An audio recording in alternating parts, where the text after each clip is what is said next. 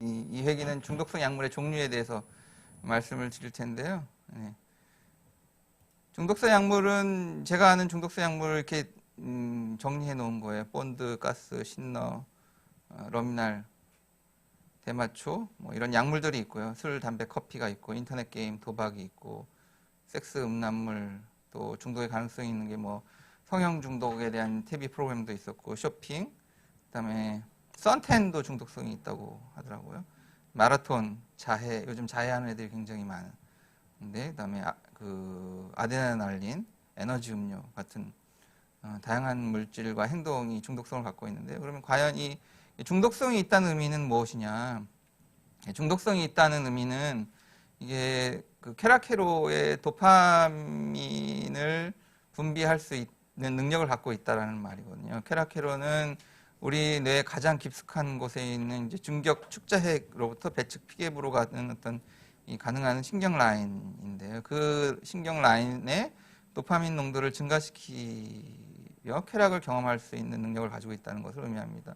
사실 이제 우유주 사러 가는 프로포폴 마취제가 중독성이 없는 줄 알았는데 그거 이제 10만 명당 한 명꼴로 마취과 의사들이 중독이 걸리는 거, 중독적 사용을 하는 거예요. 그래서 이게 그때 과학자들이 이게 중독성이 있는지를 알아보기 위해서 제일 먼저 했던 건 이 프로포폴이 쾌라케로의 도파민을 분비시킬 수 있는 능력을 갖고 있는지를 확인하는 거였습니다. 그래서 히로뽕도 보면 1000배, 코카인은 한 400배, 니코틴도 200배, 몰핀도 200배 이상 도파민 농도를 쾌라케로에 증가시키는 것으로 되어 있습니다. 이거는 이제 미국 나이다에서 나온 건데요. 이제 코카인을 사용했을 때 시간에 따라서 본인이 경험하는 쾌감 하이 정도와 브레인 내의 약물의 농도의 정도를 이제 실제적인 화면을 통해서 이제 동영상을 통해서 보여주는 건데요. 이것도 예, 저작권 문제에 걸릴 수 있는 동영상일 수 있어서 어쨌든 링크로 보내드릴 테니까 나중에 시간이 날 때 한번 봐주시기 바라겠습니다. 이게 중독성 약물이나 행위가 갖고 있는 특성은 뭐냐면 약물 사용이나 행동에 많은 시간을 할애한다는 겁니다. 그리고 약물 사용이나 행위에 할 때는 집중한다는 거고요. 이게 재미있으니까 즐거우니까 집중하겠죠. 근데 거꾸로 집중하면 재미있다라고 늘 말씀드립니다. 그래서 약물 예외에 내가 집중할 수 있는 행동, 그게 무엇이든 내가 집중할 수 있는 어떤 행동이나 상황들이 있는 게 굉장히 중요하다고 제가 많이 말씀드리는데요. 또 한 가지는 사용하지 못하게 했을 때 엄청난 저항을 일으킵니다. 우리 큰딸이 고등학교 때 핸드폰 사용을 너무 많이 하고 SNS를 너무 많이 해서 저녁에 핸드폰을 뺏으려고 했더니 아버지 이러지 마시라고 강력하게 저항을 보이더라고요. 그래서 이게 핸드폰 사용도 중독성이 있구나 제가 그때 좀 느꼈습니다. 그 다음에 신경독작용을 갖고 있습니다. 그래서 모든 약물은 신경독을 일으키고요. 반복된 행위는 뇌의 일부 구조를 강화시키고 다른 부분은 약화시킵니다. 그래서 신경독이기 때문에 또 그렇기 때문에 뇌 변성, 변형, 손상을 일으킨다는 특성을 갖고 있습니다. 그래서 어쨌든 약물을 반복적으로 사용을 하다 보면 뇌의 성질을, 기능을 변화시키고 변형을 시키고 손상을 일으키는데요. 이거는 이제 필로폰에 의한 뇌 손상 부위를 나타내는 그림입니다. 그래서 빨간색으로 표시된 부위가 이 5% 이상 신경 뉴런이 감소되고 적어진 부분이고요. 그리고 필로폰 사용자가 비약물 사용자에 비해서 뇌가 훨씬 쪼그라들어 있다라는 연구 결과도 굉장히 많습니다.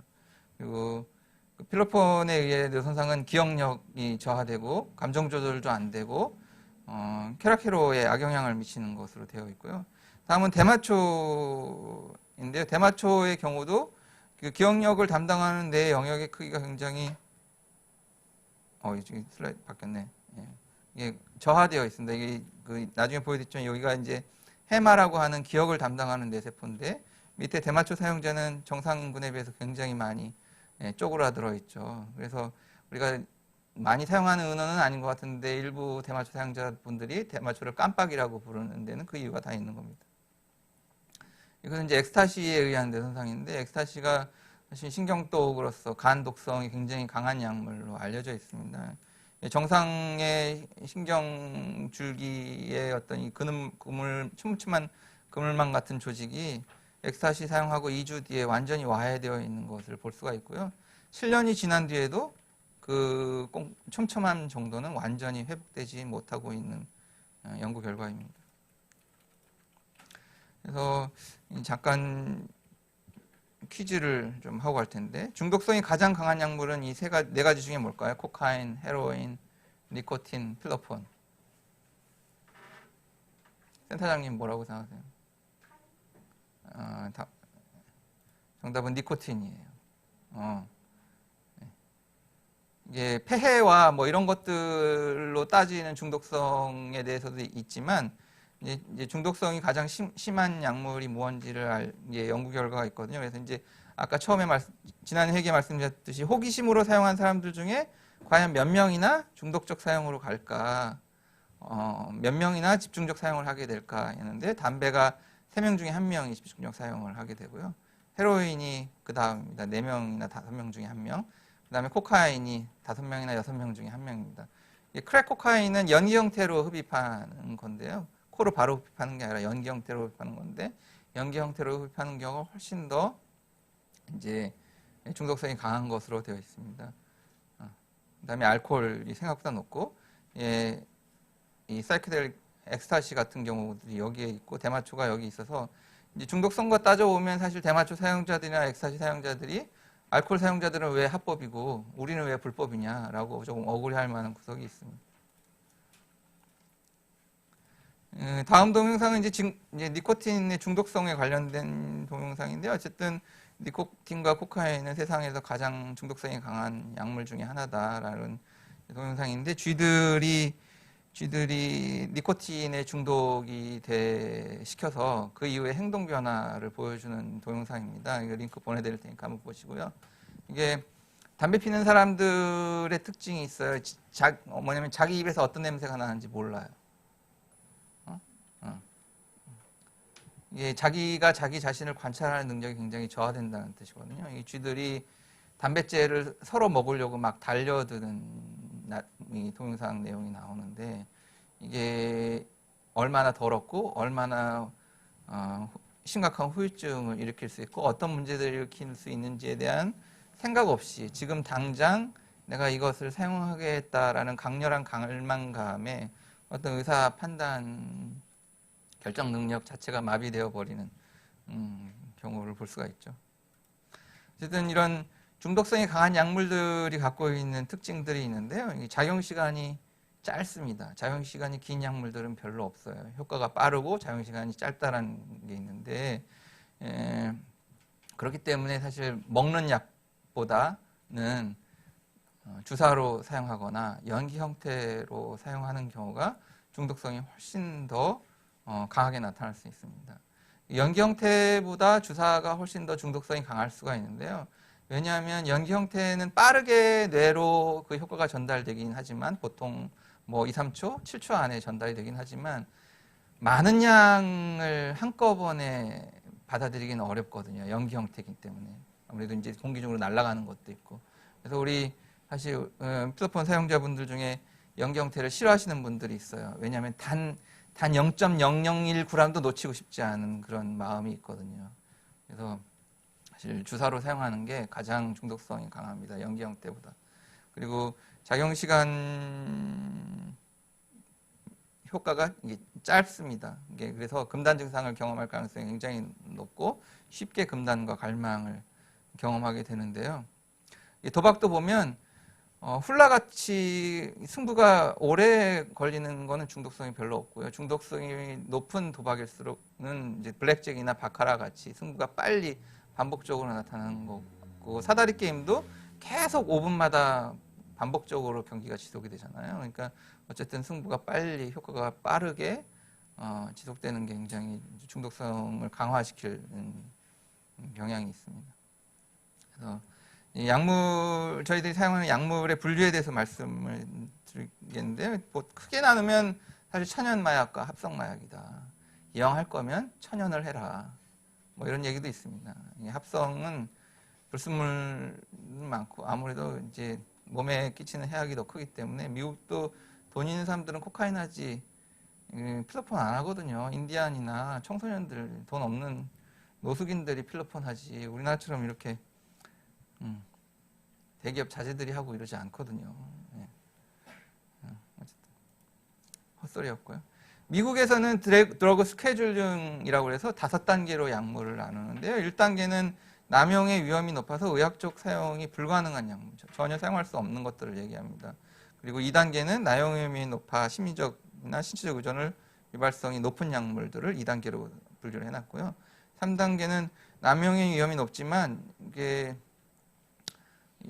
의존을 유발할 가능성이 있고 어쨌든 5단계로 갈수록 이게 남용의 위험은 있지만 의학적으로 사용할 수 있는 가능성이 높은 약물들이 있습니다. 이게 이 특징은 의학적인 치료적인 사용이 가능한지에 대한 기준을 가지고 나누었다라고 얘기를 할 수 있는데요. 1단계에 포함되어 있는 게 가장 대표적인 게 헤로인이고 재밌는 게 이제 뭐 헤로인, LSD는 충분히 이해가 되는데 엑스타시하고 대마초도 1단계로 분류가 되어 있어요.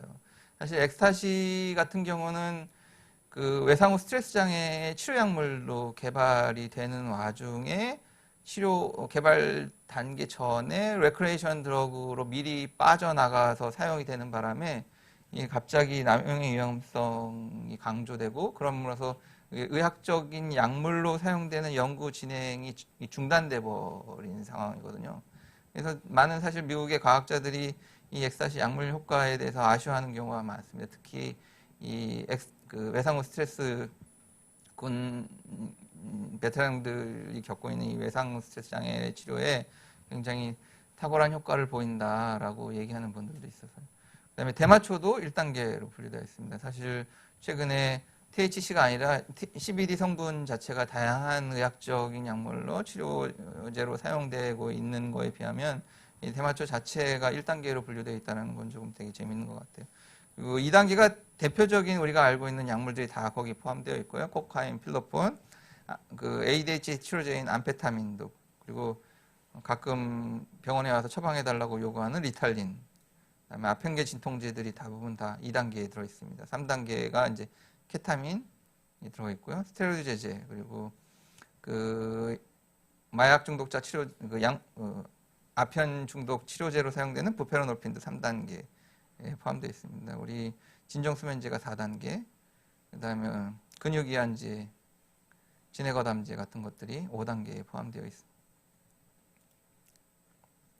그 약물 효과로 분류를 할 때는 크게 3가지로 나눌 수 있는데요. 중추신경 흥분제, 중추신경 억제제, 그리고 환각제 이렇게 3가지로 효과에 따라서 나눌 수 있습니다. 이제 흥분제는 각성제, 필로폰이 가장 대표적이고요. 카페인, 니코틴도 흥분제에 들어가 있고요. 억제제로서는 뇌신경 세포의 기능을 억제하는 약물로 대표적인 게 아편, 그다음에 알코올, 합성마약, 진정수면제, 흡입제 등이 이제 억제제로 들어가 있고요.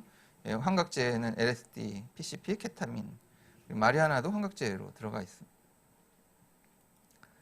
그 약물의 분류가 사실 가장 우리가 많이 접하게 되는 건 법적인 분류잖아요. 우리나라의 마약 관리에 관한 특별법에서는 약물을 마약류, 흡입제, 기타 이렇게 3가지로 나누어져 있고요. 마약류 안에 마약, 향정, 대마가 이제 들어가 있습니다. 그래서 마약에는 아편, 몰핀, 헤로인, 펜타닐, 코카인들이 들어 있고요. 우리 필로폰, 엑스타시, 살 빼는 약, 그 물뽕, LSD 전부 다 향정에 들어가 있습니다. 그래서 사실 마약하고 향정의 구분이 뭐로 나눈 거지? 라는 가끔 의구심이 생기도 하는데요. 어쨌든 대부분의 약물들은 향정에 들어있고 아편계 약물하고 코카인이 마약에 포함된 거 아닌가라는 생각이 들고 그다음에 대마, 합성 대마와 대마 오일은 해시시 뭐 이런 것들이 되어 있고요. 흡입제가 이제 해피벌룬하고 부탄가스, 신나들이 포함되어 있고 이제 흡입제는 마약류 관리에 관한 특별법에 포함되지 않고 유해학물로 관리되기 때문에 사실은 이 흡입제를 사용하기 온 경우에는 그 공적 부조 치료비 지원을 할 수가 없는 이제 법적인 허점이 있기도 합니다. 그리고 기타 약물에 술, 담배, 커피가 들어가 있습니다. 이제 그 종류고요. 그러면 이게 불법과 합법의 차이가 뭔지 아세요? 선생님, 불법과 합법의 차이가 뭔지 아세요? 어떤 약물은 왜 불법이고 어떤 약물은 왜 합법일까요? 합법 약물이 뭐가 있죠, 우리나라에? 담배, 술, 카페인 세 가지가 있잖아요. 나머지는 다 불법이고. 뭐로 나누죠?